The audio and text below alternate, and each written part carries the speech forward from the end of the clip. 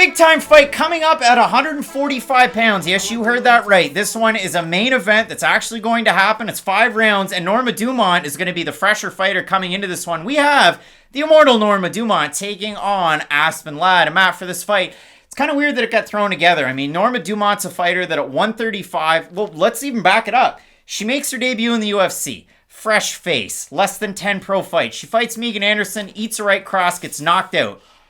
All right, so then we move her back down to 135. She fights Jessica Rose Clark. She weighs in 139.5 for a fight at 135.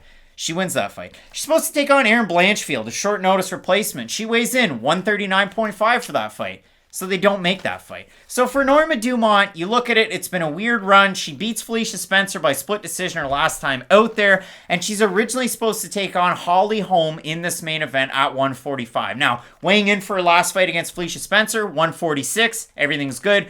For Aspen Ladd, she was supposed to take on Macy Chasson just a couple of weeks ago, weighed her at 137. The fight didn't happen. You know, Aspen Ladd had so many different issues with the weight.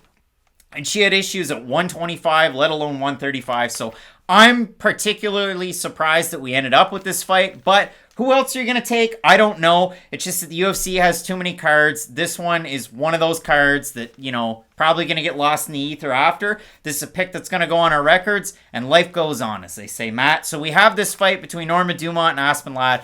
Bit of a clash of styles here. I mean, Norma Dumont, known as a striker. And for Aspen Ladd, she can wrestle and wrestle and wrestle and just wear on fighters. And look at her now. I mean, 9-1, the only loss to a great striker in Jermaine Durandamy that she didn't think should have been a loss that quickly, but it was one that happened nonetheless. What are we saying about this one here? You're not going to like this, but I don't think this is the worst fight ever. I really don't. I think there's a world out there where this could be an entertaining fight just because their styles do contrast so much. And in Aspen Ladd, she is a similar fighter to Felicia Spencer, but I honestly think there's an added level of danger when you're fighting someone like Aspen Ladd because with Spencer, yes, she's a great grappler. She's going to wear on you. She's got great submissions. She doesn't really have the ground and pound, though, to really soften her opponent up to then go for the submission afterwards. Whereas with Aspen Ladd, she is on the short list of best ground and pound fighters in the UFC, I'd say. I know Khabib, he's retired. Volkanovski's got to get a mention, but Aspen Ladd is there somewheres on the list. If you look at her win over Yana Kunitskaya, even look at her win over Tanya Evinger, who is tougher than a $2 steak, but still, Aspen Ladd held her down, and there was just nothing they could really do from that top position. Aspen Ladd's really best skill reminds me a lot of Luke Rockhold. She just has that really heavy top position, and when she does decide to let her ground and pound go, she's not just Serena Williams, ha, and it's the noise. Like, there's real force behind the ground and pound of Aspen Ladd, and she's one of those fighters who does make fighters pay when she's on top. When she gets in that top position, starts using her hooks, she really does soften up her opponent, and I remember I used to say Brennan Allen was the example. I know he's more of a striker now, if anything, but still, there's some fighters out there who, they just get busy once they hit the mat, and Aspen Ladd is one of those fighters. Now, with all this being said, remember when John McDessie fought Ignacio Bahamondes? And I know Ignacio, he had a great performance his last time out, but I was very, very concerned about the ACL of John McDessie. But I remember after Question Mark Kick saying, you know what's a lot worse than tearing your ACL? Missing weight so much that, like, you were on death's door the day before an actual fist fight. Aspen Ladd was that kind of drained only a week ago, and that's something that you do have to be concerned about. Like Kevin Holland. Kevin Holland's fighting Kyle Dawkins in what? It's only a couple of weeks now. I'm concerned about Kevin Holland with such a quick turnaround after being dropped so bad by Cat's out of the bag. I've got Kyle Dawkins to win that fight. But there, you can understand why there's a lot of question marks surrounding that fight because of the damage Kevin Holland took. Now, I understand it's not Kyle Dawkins' fault. Like, their heads hit. He was just doing what he was supposed to.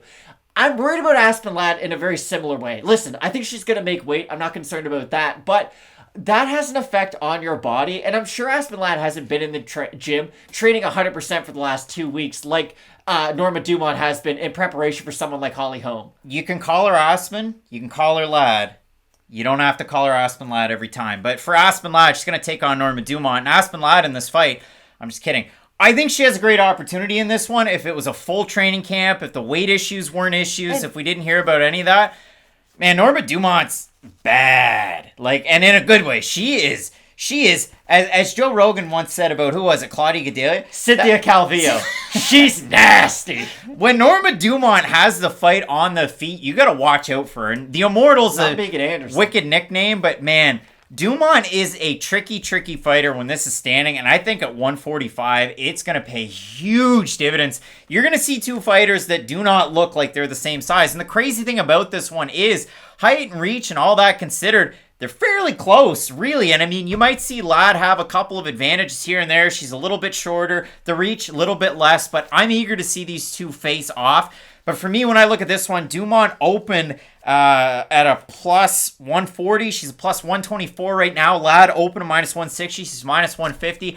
Over on Tapology, those pesky votes, 682 of them, 72% Ladd, 59% by knockout. Matt, when we have a look, I'm going to bring it up. This is unplanned, but the Fight Night Picks fans, you guys want this. I threw it out there in the community tab over on the YouTubes, and that's where people like to have a lot of tricky fun. And when I threw it out there, Matt, what is it? 61% have Ladd, 39% have Dumont. Out of the comments section, top comments, we have Ladd has a similar style to Dumont, and Dumont has been the one training 5 rounds. Dumont 49-46. Don't panic RS, just when you thought the last card was worst card of the year. Kiko CR saying, I don't know, guys, there's some real bangers on this card if you look past the abysmal main event and so on and so forth. But a lot of people have Ladd in this fight. So where are you going with here? This fight's going to be one-way traffic. Again, it's either Aspen Ladd gets that first takedown, absolutely dominates Dumont on the mat, and we look really stupid, and Aspen Ladd's fighting Amanda Nunes. You can call her something else. This is the thing about Dumont, though. I think she's the far better striker at range, and I really think she's going to make Aspen Ladd pay when she is on the outside. Because the thing with Ladd is, even look at the Eubanks fight that she had. When Sajaro was able to get on the inside, use her clinch, and just force her to strike, she was having a ton of success on the feet against Ladd, and I do think that Dumont can replicate a very similar game plan. I just think it's going to come down to her takedown defense more than anything. And the fact that Ladd was getting ready for a 15-minute fight and not a 25-minute fight does concern me quite a bit. In no other sport is it, hey, your opponent got switched, and now you're playing an 18-inning baseball game and not just a 9-inning one. Like, it's a really big deal that they're adding another 10 minutes onto the fight, and that's why I'm concerned about Ladd's cardio. Unless she goes out there, gets a very easy takedown in the first round and the second round, doesn't have to exert herself a lot in the wrestling, and then is just able to completely wear on Dumont.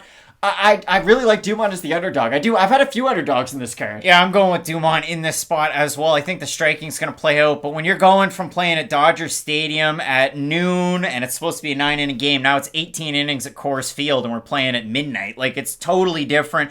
I like that particular set of skills to fall with Dumont, who's already getting ready for the fight. If you think we're crazy, you let us know down below in the comments section. What did you like this week? What didn't you like? You let us know that too. We have an 11 fight set coming up this weekend. Make sure you check out Fight Night Picks !Kicks 2 hours before the prelims when they go live here. If you haven't subscribed, you should, because at 30,000, we're going to hit that mark and start pumping out those Dana White's Contender Series previews and predictions. If you like the video, toss us a like. We would really appreciate it, and we hope you enjoy the fights coming up this weekend, because after this, it's just a slew of great fights. 267, 268, Rodriguez Holloway. Like, there's so much to get excited about. Keep it locked in with Fight Night Picks. We always say, let's get into it.